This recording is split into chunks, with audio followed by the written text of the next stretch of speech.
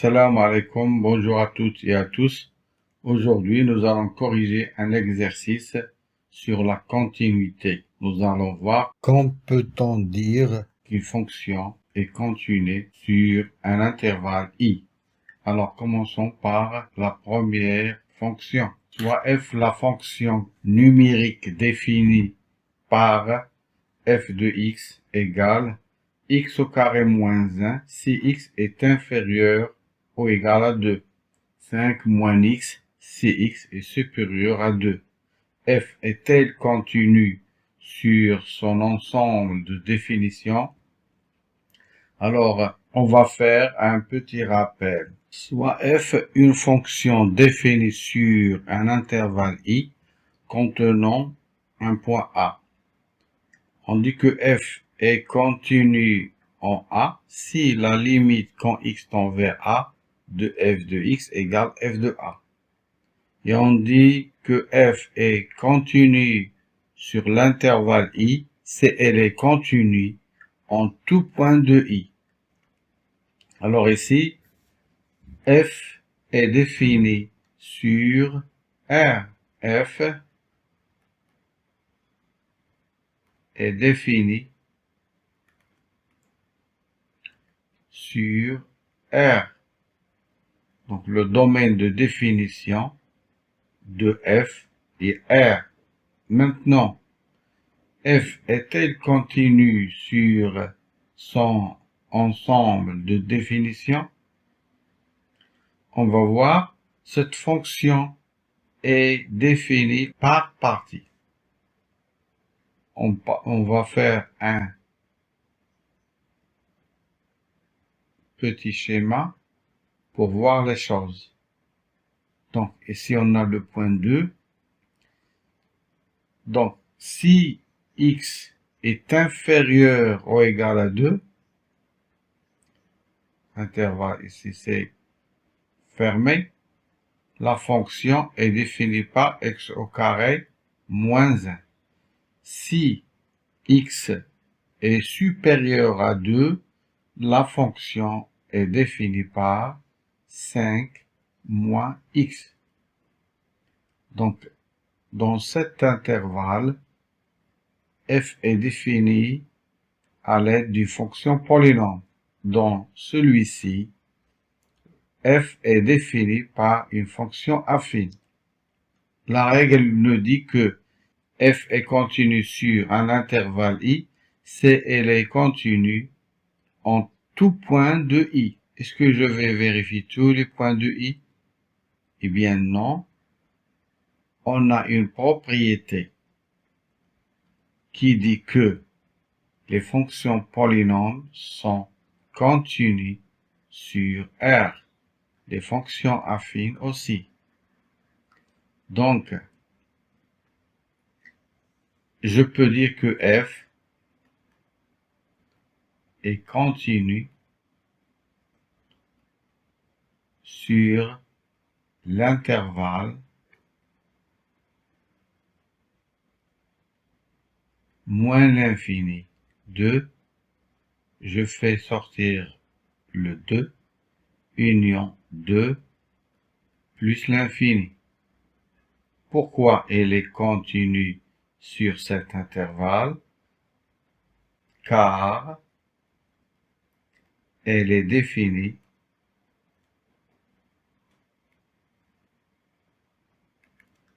à l'aide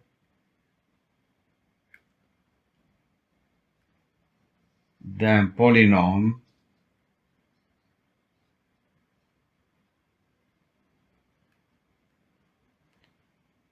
et d'une fonction affine. Voilà, la fonction f est continue sur l'intervalle moins l'infini 2, union 2 plus l'infini. On a exclu ce point, mais on doit vérifier sa continuité. Alors, que dit la règle? La règle dit que une fonction f est continue en un point A si la limite quand x tend vers A de f de x égale f de A. Donc, on va voir, donc on va calculer la limite quand x tend vers 2 plus, c'est-à-dire dans cet intervalle de f de x égale la limite quand x tend vers 2 plus. La fonction f est définie dans cet intervalle par 5 moins x. Donc, je vais mettre 5 moins x, ce qui nous donne 3. Maintenant, la limite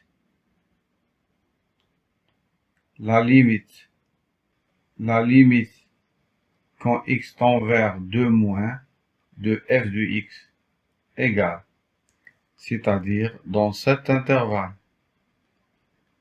2 moins les valeurs de x inférieures à 2. La fonction f est définie par un polynôme, en l'occurrence x au carré moins 1.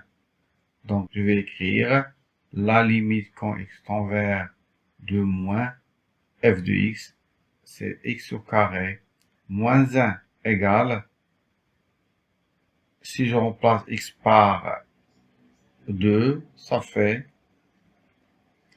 4 moins 1, ça fait 3. Donc, la limite à droite égale la limite à gauche. Mais est-ce qu'il est égal à f de 2 et f de 2 égale.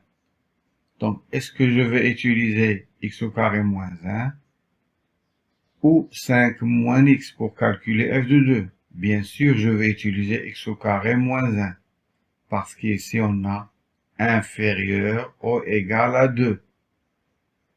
Donc, f de 2 égale 2 au carré moins 1 égale 4 moins 1 égale 3. Donc, f de 2 égale bien 3.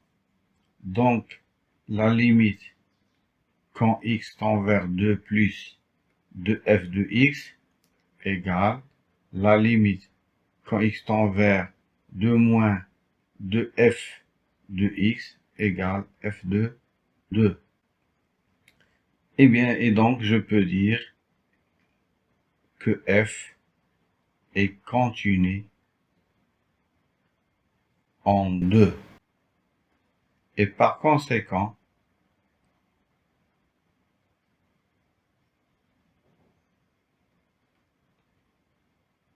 f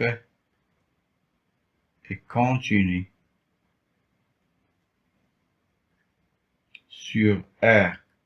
Bien sûr, puisqu'on a vu qu'il est continu sur l'intervalle moins l'infini 2 union 2 plus l'infini, c'est-à-dire à l'extérieur de 2, et on a montré qu'il est aussi continu en 2.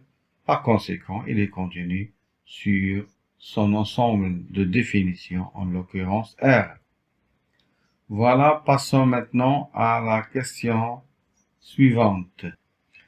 Même question avec f de x égale moins 2x moins 3 pour x inférieur ou égal à moins 1, x pour moins 1 inférieur à x inférieur ou égal à 1, moins x, moins 3x pour x supérieur à 1. Alors ici, on a 3 intervalles. Toujours, je veux faire un schéma pour bien voir les choses. On a moins 1 et on a 1. Moins l'infini plus l'infini. Donc, dans cet intervalle, f est défini par moins 2x, moins 3. Dans celui-ci, f est défini par x.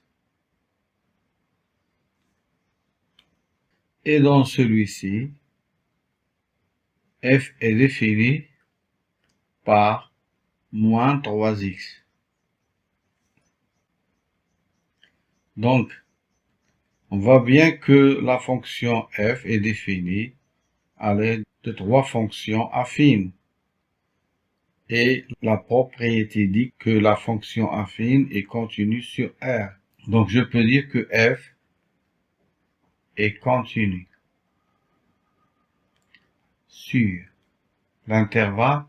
Je vais faire l'intervalle de façon à faire sortir moins 1 et 1. Sur l'intervalle, moins l'infini, moins 1 exclu, union, moins 1, 1 exclu, union 1, plus l'infini. Donc, cette partie, pas de problème. La propriété nous dit que la fonction affine est continue sur R, en particulier sur cet intervalle qu'on vient d'écrire, c'est-à-dire en dehors de moins 1 et de 1. Reste maintenant à vérifier la continuité de f en moins 1 et en 1. Alors, pour que la fonction f soit continue en moins 1, il faut que la limite quand x tend vers moins 1 plus de f de x égale la limite quand x tend vers moins 1 moins de f de x égale f de moins 1. Allons-y, donc, la limite quand x tend vers moins 1 plus de f de x égale la limite quand x tend vers moins 1 plus, je vais utiliser x égale moins 1. Et la limite quand x tend vers moins 1 moins de f de x égale la limite quand x tend vers moins 1 moins de les valeurs de x inférieures de moins 1, c'est-à-dire il s'approche de moins 1, mais par des valeurs inférieures à moins 1. C'est-à-dire que je vais utiliser moins 2x moins 3. Moins 2x moins 3 égale, si je remplace x par moins 1, j'aurai moins 2 fois moins 1, moins 3, égale moins 2 fois moins 1, ça fait 2, 2 moins 3 égale moins 1. Donc on a bien la limite quand x tend vers moins 1 plus de f de x égale la limite quand x tend vers moins 1 moins de f de x. Mais reste à vérifier s'ils sont égales à f de moins 1.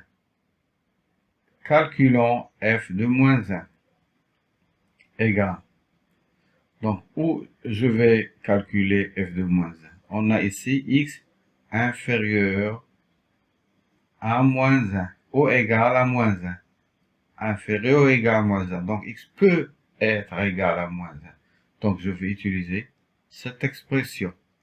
Moins 2x moins 3, c'est-à-dire f de moins 1 égale moins 2 fois moins 1 moins 3 égale 2 moins 3 égale moins 1.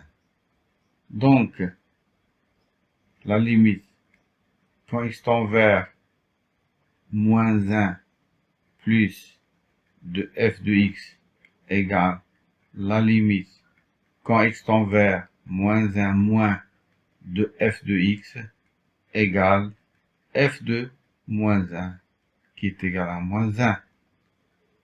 F est continu en moins 1. Voilà.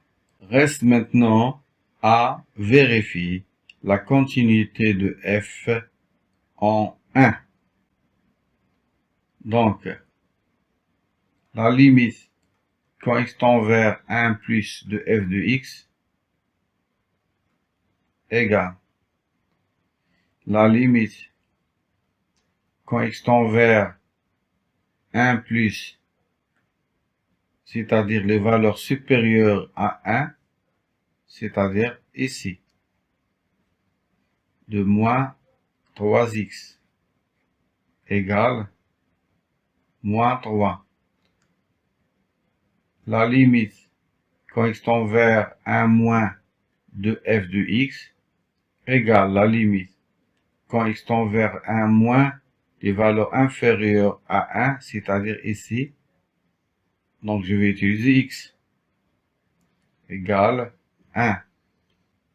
Donc, la limite, quand x tend vers 1 plus de f de x est différent la limite quand x tend vers 1 moins de f de x. Donc, f n'est pas continu en 1. Par conséquent,